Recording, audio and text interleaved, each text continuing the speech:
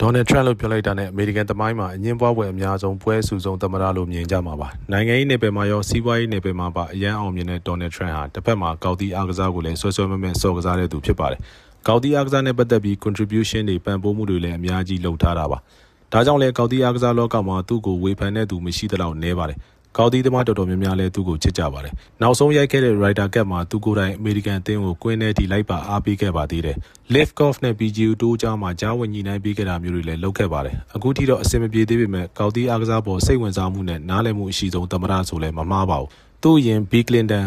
George Bush Obama တို့လည်းကောက်တီရိုက်ကြပေမဲ့သူ့လောက်ဒီအားကစားကိုအားပေးအားမြောင်မရှိခဲ့ပါဘူးအခုဗီဒီယိုမှာပြောပြချင်တာကဒီဘီလီယံနာသမ္မတကြီးရဲ့ Golf Life အကြောင်းပါကောက်တီအားကစားကိုတက္ကသိုလ်ကျောင်းသားဘဝကလေးကဒီဇိုင်းမဲ့ဆော့ခဲ့တယ်လို့ဆိုပါတယ် Golf Digest ရဲ့အလိုရ Handicap 2.8 လို့ပြောပါတယ် Trump နဲ့ကစားမှုတဲ့ Golf Digest ရဲ့ဆောင်းပါရှင်ကတော့ Trump ရဲ့ကစားပုံနဲ့ပတ်သက်ပြီးအခုလိုပြောပြထားပါတယ် Trump ရဲ့ drive က low fade ဖြစ်ပြီးကိုင်း230လောက်ပြေးတယ်လို့ဆိုပါတယ်အဲ့ဒီအတွက်အမှားနေပြီး ref ထဲရောက်တာနဲ့ fairway ပြောက်တာမရှိသလောက်ပဲလို့ဆိုပါတယ် ball striking ကောင်းမှုပြီးနီးယားဂိမ်းမှာ chip and run အသုံးများပါတယ် loft အသုံးပြုတာနည်းတယ်လို့ဆိုပါတယ် putter လည်းကောင်းတယ်လို့ပြောပါတယ် Trump ရဲ့ကောက်တီယူဆကတော့ရှင်းပါတယ်သူများများမတွေးဘူးသူအသိစိတ်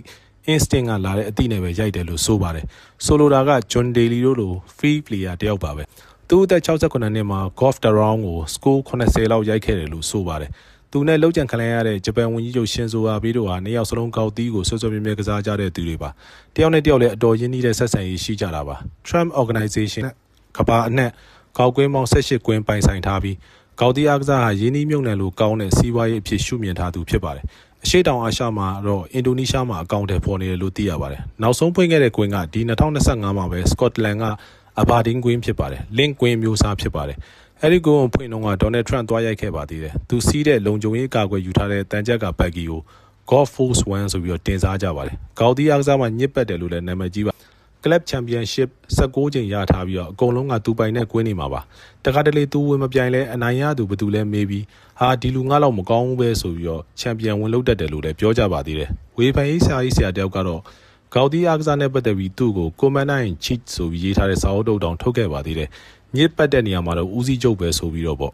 သူ့ရဲ့မြေးမဖြစ်သူ Kyle Trump ကလည်းအဖိုးချေရနေပြီးကောက်တီးအားကစားမှာထူးချွန်သူပါ Donald Trump ရဲ့ချွေးမဟောင်းဖြစ်သူKyle Trump ရဲ့အမေ Vanessa Trump ဟာကျွန်တော်တို့ကောက်တီးအားကစားရဲ့ဂုတ်ကြီး Tiger Woods ရဲ့လက်တလောရည်စားလည်းဖြစ်ပါကဲဒါကတော့အခုအီရန်ကိုစစ်တိုက်ပြီးအရှေ့အလယ်ပိုင်းကိုပတ်မှွေနေတဲ့ကောက်တီးသမားသမ္မတကြီး Donald ရဲ့ Golf Life ပဲဖြစ်ပါတယ်အကြာကြီးအလုံးမအားလို့မတင်ဖြစ်တဲ့အတွက်အားလုံးကိုတောင်းပန်ပါ